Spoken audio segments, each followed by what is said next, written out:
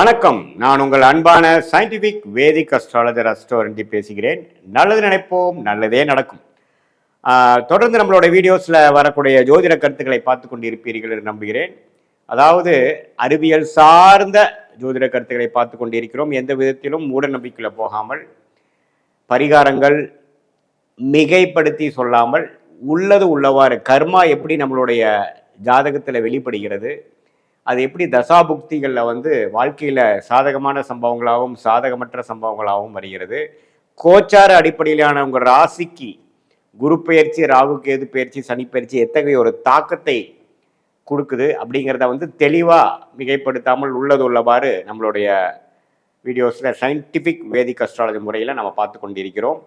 அந்த வகையில் இந்த வீடியோவில் துலாம் ராசிக்கு அடுத்த வரக்கூடிய 183 நாட்கள் 183 டேஸ், ஜூலை 1ஆம் தேதியிலேருந்து டிசம்பர் 31ஆம் தேதி வரைக்கும் இருக்கக்கூடிய செகண்ட் ஹாஃப் ஆஃப் 2025 எப்படி இருக்க போகுதுங்கிறது நம்ம துல்லியமாக பார்க்க போகிறோம். இப்போ பார்த்தீங்கன்னா துலாம் ராசிக்கு கடந்த ஒரு வருடமாக குரு அஷ்டமத்தில் இருந்தார், சனி 5ஆம் இடத்துல இருந்தார், ராகு கேது பார்த்தீங்கன்னா 6-12 இருந்தாங்க. இப்போது மார்ச் இறுதி மே மாதம் 2025 இதில் முப்பெரும் பயிற்சிகள் நடந்து ஜூலை மாதம் என்ட்ராகிறப்பவே இந்த பயிற்சி முடிஞ்சு விட்டதுக்கு அப்புறம் தான் நாம் அந்த செகண்ட் ஹாஃப்குள்ளேயே போகிறோம்.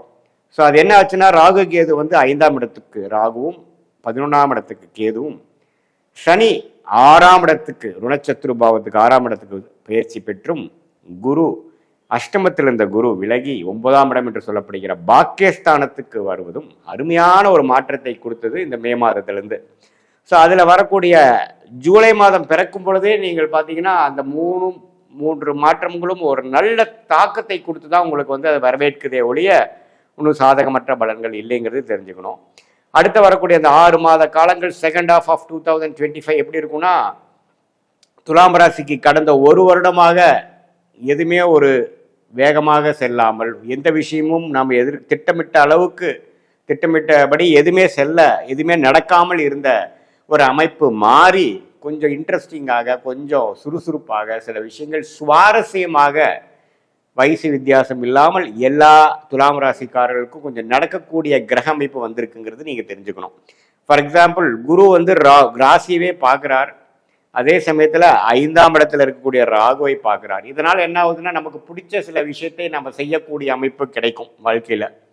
இப்போ காதல் கை கூடுறது, நண்பர்களில் நல்ல ஒரு இணக்கமான ஒரு உறவு வருவது, ஒரு நிறையா ட்ரிப்பு போகுது, உங்களுக்கு பிடிச்ச சில விஷயங்கள் செய்கிறது, வாழ்க்கையில் கொஞ்சம் தனித்து ஒரு மாதிரியாக லோன்லியாக ஃபீல் பண்ணவங்களுக்கெல்லாம் ஒரு சோஷியல் லைஃப் இம்ப்ரூவ் ஆகுறது, இது மாதிரி பல விஷயங்கள் ஒரு சாதகமான விஷயங்கள் நடக்குது. இதுவரை சீனியர் சிட்டிசன்ஸ்லாம் கொஞ்சம் நோய்வாய்ப்பட்டு எந்த ட்ரீட்மெண்ட்டுக்கு எதுவே சரியாக மாட்டேங்குது சாமிங்கிற மாதிரி இருக்கிறவங்களுக்கு ஓரளவுக்கு நல்ல ஒரு அமைப்பு கிடைக்கிறது, படிப்படியாக நோய்த்தன்மை குறையிறது, வெளிநாட்டில் இருந்து சிரமப்படுறவங்களுக்கெல்லாம் கொஞ்சம் நல்ல ஒரு வீசா, நல்ல ஒரு ஸ்டேபிளான ஒரு ஜாபு, அது மாதிரி விஷயங்கள்லாம் கிடைக்கிறது. அது மாதிரி ஒரு சாதகமான அமைப்பு நல்லாவே வரக்கூடிய அமைப்பு இருக்குது. உங்களுடைய தசாபுக்திகளை இதுக்கு சப்போர்ட் பண்ணுதான்னு நம்ம பார்த்து இன்னுமே ஊர்ஜிதப்படுத்திக்க முடியும். அதே சமயத்தில் சனி பார்த்தீங்கன்னா 6ஆம் இடத்துக்கு வருவது பார்த்தீங்கன்னா ருணச்சத்ரு பாவத்தை கெடுப்பது மிகவும் நல்லது. ஸோ கடன்கள் அடைபடும், குழந்தைகள்னால இவ்வளோ செலவு பண்ணதுக்கு ஒரு நல்ல ஒரு ரிட்டர்ன்ஸ் வரும், அவங்களும் செட்டில் ஆவாங்க. அதே சமயத்தில் நோய்வாய்ப்படுறது குறைக்கும், வம்பு வழக்குகள் பல வருஷமாக ஒரு பிரச்சனை போயிட்டு இருந்து செட்டில்மெண்ட் ஆகும். இது மாதிரி விஷயங்கள்லாம் நடக்கக்கூடிய ஒரு காலகட்டமாக தான் அடுத்து வரக்கூடிய 183 நாட்கள் துலாம் ராசிக்காரர்களுக்கு 2025 செகண்ட் ஆஃப் ஒரு நல்ல ஒரு மாற்றத்தை கொடுக்கக்கூடிய ஒரு அருமையான ஒரு காலகட்டமாக துலாம் ராசிக்காரர்களுக்கு வருகிறது. 11ஆம் இடத்துல கேது இருந்து நல்ல பலனை கொடுக்க போகிறார். கேது திசை நடக்கிறவங்களுக்குலாம் கொஞ்சம் பாசிட்டிவாக நல்ல விஷயங்கள் வரும். ஷேர் மார்க்கெட் அது மாதிரி விஷயத்துலலாம் இன்வால்வ் ஆகிறவங்க, இது வரைக்கும் பெரிய ரிட்டர்ன்ஸ் வரவங்க இப்போ கொஞ்சம் படிப்படியாக எடுத்து அதுலேருந்து விலகி பணம் வெளியில் எடுக்கக்கூடிய அமைப்புகள் இருக்குது. சுப விஷயங்கள் நடக்கக்கூடிய அமைப்புகள் உண்டு. கல்யாண விஷயங்கள் எதிர்பார்க்கக்கூடிய இள வயதினர் பார்த்தீங்கன்னா இதுவரை கல்யாணமே நடக்காமல் தள்ளி போயிட்டே இருக்கே சாமிங்கிறதுக்கு ஒரு சட்டுன்னு ஒரு நல்ல வரன் அமைஞ்சு மனசு குதூகலமாகக்கூடிய, குடும்பமே கொஞ்சம் சுபிக்ஷமாகக்கூடிய அமைப்புகள் துலாம் ராசிக்காரர்களுக்கு உண்டு.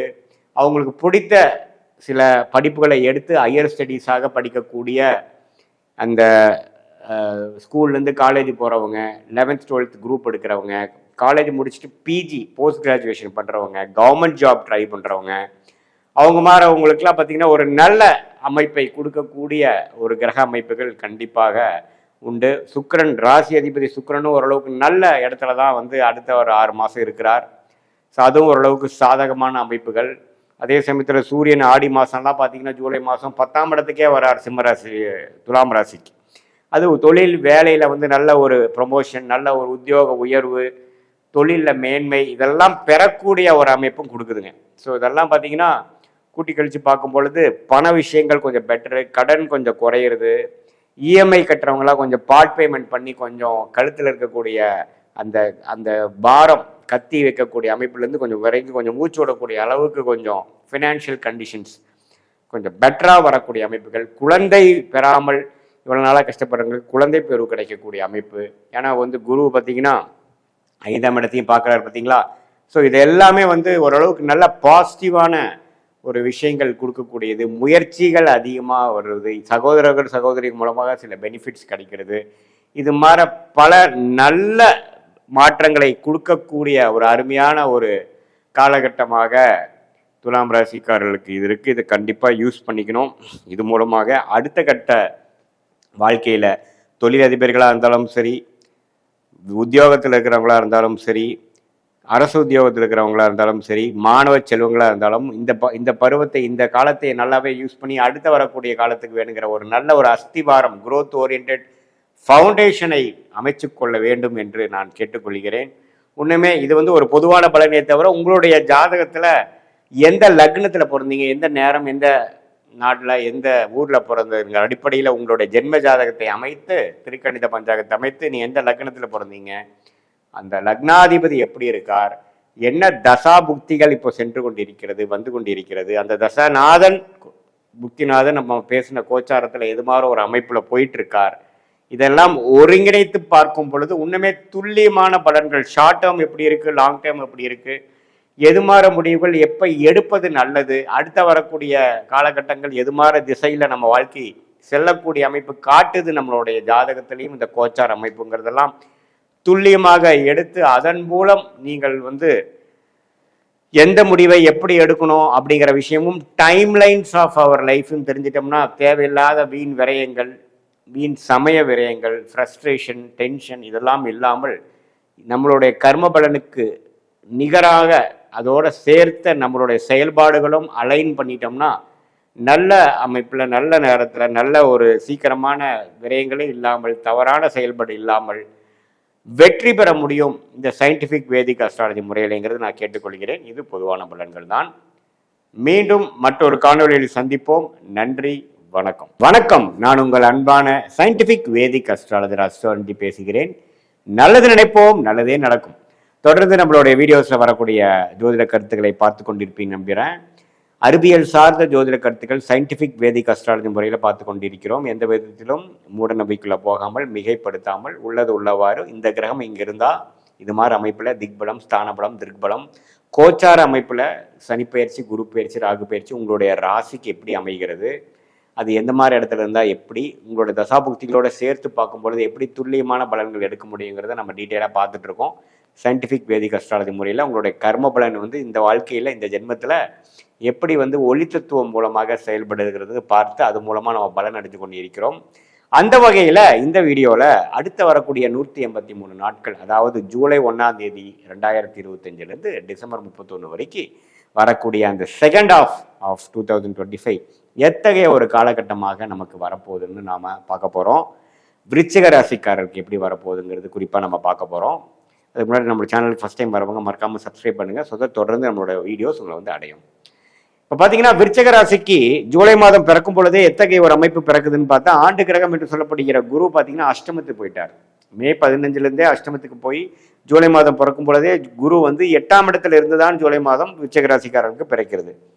அதே மாதிரி ராகு 4ஆம் இடத்திலும், கேது 10ஆம் இடத்திலும், அதே சமயத்தில் சனி 5ஆம் இடத்திலும் இருக்க ஜூலை மாதம் பிறக்கும் பொழுது விருச்சிக ராசிக்கு எப்படி ஒரு அமைப்பு இருக்குன்னு பார்க்கும் பொழுது இப்போ வெளி நாடு, வெளி மாநிலம் குறித்து அதை தொடர்பு பெற்று தொழில் பண்ணுறவங்க, வேலை செய்கிறவங்க, அதே சமயத்தில் வேலைக்கு போகணும்னு நினைக்கிறவங்க, படிக்கணும்னு நினைக்கிறவங்க, கொஞ்சம் தள்ளி போனால் தான் அவங்களுக்கு உயர்வுன்னு நினைக்கிறவங்க, அது மாதிரி இருக்கிறவங்களுக்குலாம் ஒரு சாதகமான பலன், டக்குன்னு அவங்களுக்கு அப்ளை பண்ணால் டக்குன்னு வந்து மாற்றங்கள் கிடைக்கக்கூடிய அமைப்புகள் கட்டாயம் உண்டு. அதே மாதிரி இந்த ஷேர் மார்க்கெட், ஸ்டாக்ல இருக்கிறவங்க, கூட்டு தொழிலில் இருக்கிறவங்க, ஃபினான்ஷியல் லைனில் இருக்கிறவங்களுக்கு எல்லாமே கொஞ்சம் சாதகமான ஒரு அமைப்புகள் அப்படியே லைட்டாகவே உங்களுக்கு தென்பட வரும் விருச்சிக ராசிக்காரர்களுக்கு.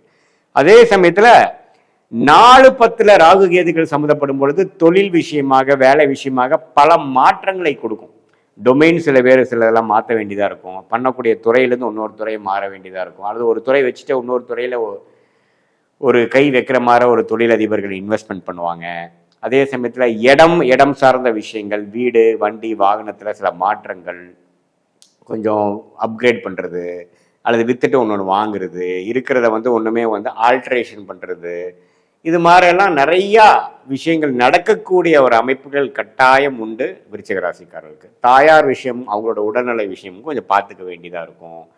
குழந்தைகள் பொறுத்த வரைக்கும் பார்த்தீங்கன்னா அவங்களுக்காக மெனக்கெடுதல், அவங்களுடைய படிப்பு, அவங்களுடைய விளையாட்டு, எது மாதிரி துறையில் அவங்க வந்து நம்ம இன்ட்ரெஸ்டாக இருக்கிறாங்களோ, வேலை வாய்ப்பு, அது மாதிரி விஷயத்துக்கு எல்லாமே நம்ம வந்து கொஞ்சம் செலவு செய்கிறது, மெனக்கெடுதல், நிறையா வந்து அவங்களை சார்ந்து நம்ம வந்து உழைக்கக்கூடிய அமைப்புகள், சமயங்கள் விரைய பண்ணக்கூடிய அமைப்புகள் கட்டாயம் 5ஆம் இடத்துக்கு சனி கொடுக்குறார். அதே சமயத்தில் மூத்த சகோதர சகோதரிகள் அவங்களுக்கெல்லாமும் உங்களுக்காகவும் சில விஷயங்களில் கருத்து வேறுபாடுகள் வந்துட்டு போகிற மாதிரி அமைப்புகள், அது மாதிரி விஷயங்களும் உண்டு.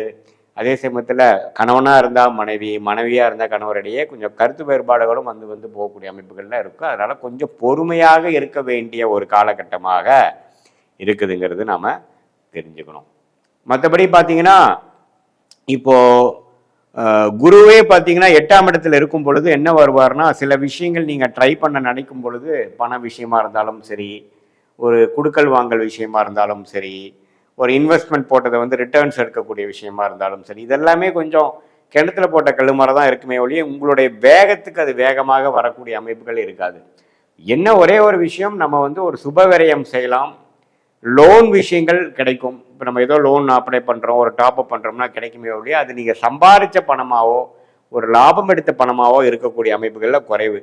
லோன் அது மாதிரி சில விஷயங்கள் ரிஸ்க் எடுக்கக்கூடிய விஷயங்கள் இருக்கும். ஆனால் நிறையா உங்களுக்கு சாதகமாக வரக்கூடிய அமைப்புகள் எல்லாமே உண்டு. வெளிநாடு போகிறது, திடீர்னு ஒரு பயணம், அதில் ஒரு சில செலவுகள் ஆகிறது, திடீர்னு ஹாஸ்பிட்டல் செலவுகள் வர்றது, பெற்றோர்களுக்காக திடீர்னு செலவு பண்ணுறது, குறிப்பாக அம்மாவுக்கு வந்து திடீர்னு சில விஷயங்கள், அதனால் கொஞ்சம் இன்சூரன்ஸ் அதெல்லாம் எதோ இருந்தாலும் போட்டு வச்சுக்கிறது, மெடிக்ளைம் அது மாதிரி விஷயங்கள்லாம் போட்டு வச்சுக்கிறது நல்லதுன்னு நான் சொல்லுவேன். அதே சமயத்தில் தனத்துலேயும் அப்பப்போ பார்த்தீங்கன்னா செலவுகளும் அதிகமாக போகிறது, வருமானமும் கொஞ்சம் அப்பப்போ வந்து அப் அண்ட் டவுன் இருக்கிறதுனால கை கடிக்கக்கூடிய அமைப்புகள், கேஷ் ஃப்ளோவில் வந்து கொஞ்சம் நீங்கள் கன்சர்வேட்டிவாக இருக்கக்கூடிய அமைப்புகள் இருக்குது. நம்ம செலவுகள் வந்து கைமீறி போகக்கூடிய அமைப்புகளும் விருச்சிக ராசிக்காரர்களுக்கு 12ஆம் வீட்டையே குரு பார்ப்பதனால எங்கே வந்தது, எப்படி வந்தது, எப்படி போச்சுன்னு தெரியாத அளவுக்கு கொஞ்சம் வேகமாக சில விஷயங்கள் நடக்கக்கூடிய அமைப்புகள் இருக்குது. அதே மாதிரி பார்த்திங்கன்னா இந்த கல்யாணம் ஆகக்கூடிய விஷயங்களுக்கும் கொஞ்சம் தாமதங்கள் கொடுக்கக்கூடிய அமைப்புகள் கொடுக்குதுங்க. இது ஒரே ஒரு விஷயம் என்னென்னா, படிப்புக்காக வெளி மாநிலம் போகிறது, படிப்புக்காக வேறு மாவட்டத்தில் போய் ஜாயின் பண்ணுறது, ஒரே இருக்கிற இடத்த விட்டு போய் படிக்கிற மாதிரி விஷயங்கள் இல்லாமல், அப்போ 11th படிக்கிறாங்க, 12th படிக்கிறாங்க, 12th அப்புறம் காலேஜ் போகிறாங்க அப்படின்னா கொஞ்சம் மாறி போய் படிக்கக்கூடியது, வெளிநாடு ட்ரை பண்ணுறவங்களுக்கு டக்குன்னு விசா கிடைக்கிறது, அது மாதிரி சில பாசிட்டிவான விஷயங்கள்லாம் நிறைந்ததான ஒரு அமைப்பு தான் வந்து விருச்சிக ராசிக்காரர்களுக்கு இருக்குது. வண்டி வாகனம் கொஞ்சம் கரெக்டாக பார்த்துக்குங்க, பழுது அடைஞ்சிருந்தால் அது சரி பண்ணிக்கங்க, இல்லைன்னா அது தேவையில்லாத அதிகமான செலவுகளை கொடுக்கக்கூடிய அமைப்புகளும் உண்டு. பிரயாணங்கள் பண்ணும் பொழுது நம்ம கேர்ஃபுல்லாக இருக்கணும். ராத்திரி நேரத்தில் அதிகமாக ட்ராவல் பண்ணாமல் ஓரளவுக்கு சேஃபாக இருக்கக்கூடிய அமைப்புகள் கண்டிப்பாக தேவைப்படுது. இதே மாதிரி கூட்டு தொழில் இருக்கிறப்போ அக்கௌண்ட்ஸு, கணக்கு விஷயங்கள் இதெல்லாம் கொஞ்சம் கேர்ஃபுல்லாக வச்சுக்கக்கூடிய அமைப்புகள் நம்ம தேவைப்படும். இல்லைன்னா அந்த கவர்மெண்ட் ரிலேட்டடான விஷயங்கள், ஐடி துறை பிரச்சனைகள், இது மாதிரி விஷயங்கள்லாம் கொஞ்சம் விருச்சிக ராசிக்கு கொஞ்சம் அப்பப்போ தலை தூக்கக்கூடிய அமைப்புகளும் உண்டு. ஸோ நண்பர்களிடையே சில கருத்து வேறுபாடுகள் அதெல்லாம் கொஞ்சம் வரும். ஸோ நம்ம என்ன வந்து கரெக்டாக நம்ம பேசணுமோ அதை மட்டும் பேசிட்டு நம்ம அதிகமாக எதிர்பார்த்து போகும்பொழுது சில பிரச்சனைகள் வரக்கூடிய அமைப்புகள் இருக்குது. அதே சமயத்தில் திருமணம், காதல் விஷயங்களும் கொஞ்சம் கைகூடக்கூடிய விஷயங்கள் உண்டு. சம்டைம்ஸ் அதுவும் கொஞ்சம் லேட் ஆகி, இந்த திருமணம் ஆகிறது கொஞ்சம் லேட் ஆகிறதுனால அது ஒரு மன அழுத்தத்தை கொடுக்கக்கூடிய அமைப்புகளும் வாய்ப்பு உண்டு. ஸோ இதெல்லாம் ஒரு பொதுவான ஒரு விருச்சிக ராசிக்காரர்களுக்கு பலன்களே தவிர, உங்களுடைய ஜென்ம ஜாதகத்தில் நீங்கள் எந்த லக்னத்தில் பிறந்தீங்க, அந்த லக்னாதிபதி எப்படி இருக்கு, அந்த அந்த நடக்கக்கூடிய தசா புக்திகள் தசநாதன் எப்படி இருக்கிறார், புக்திநாதன் எப்படி இருக்கிறார் எல்லாம் பார்த்து, இப்போ கோச்சாரத்தில் நடக்கக்கூடிய அந்த குரு பெயர்ச்சி, ராகு கேது பெயர்ச்சி, சனி பெயர்ச்சியோட சேர்த்து வச்சு பார்க்கும் பொழுது நம்ம சொன்ன அந்த சாதகமான பலன்கள் எப்படி அதிகமாக போகுதா, உங்களுடைய தசாபுக்திகள் மிகவும் நன்றான தசாபுக்தி நடக்கும் பொழுது சாதகமான பலன்கள் அதிகமாகவும், ஒரு சுமாரான தசாபுக்தி நடக்கும் பொழுது நாம் சொன்ன சாதகமற்ற பலன்கள் கொஞ்சம் அதிகமாகவும் தூக்கலாமல் இருக்கக்கூடிய அமைப்புகள் தான் கொண்டு இந்த கோச்சார அமைப்பும் இந்த தசாபுக்திகளும் ஒருங்கிணைத்து நம்ம பார்க்கும் பொழுது நம்மளுடைய ஷார்ட் டேர்ம் எப்படி இருக்குது, அடுத்து வரக்கூடிய 3 மாதம் 6 மாதம் எப்படி இருக்கு, அதுக்கு அடுத்த வரக்கூடிய 1 வருடம் எப்படி இருக்குதுங்கிறதெல்லாம் நம்ம துல்லியமாக பார்த்து அடுத்த வரக்கூடிய காலகட்டம் நம்ம வாழ்க்கை எது மாதிரி திசையில் திரும்ப போகுது, எது மாதிரி விஷயங்கள் நடக்கக்கூடும் அப்படிங்கிறத முன்கூட்டியே தெரிந்து அதற்கு தகுந்த மாதிரி சில முடிவுகளை சயின்டிஃபிக் வேதிக் அஸ்ட்ராலஜி முறையில் நாம் எடுக்கும் பொழுது தீர்க்கமான சில விஷயங்கள் செய்து தேவையில்லாத பண விரயங்கள் சமய விரயங்களை தவிர்த்து நல்ல ஒரு முறையில் வெற்றி பெற முடியும் என்பதை நான் கேட்டுக்கொள்கிறேன். இது பொதுவான பலன்தான். மீண்டும் மற்றொரு காணொலியில் சந்திப்போம். நன்றி, வணக்கம்.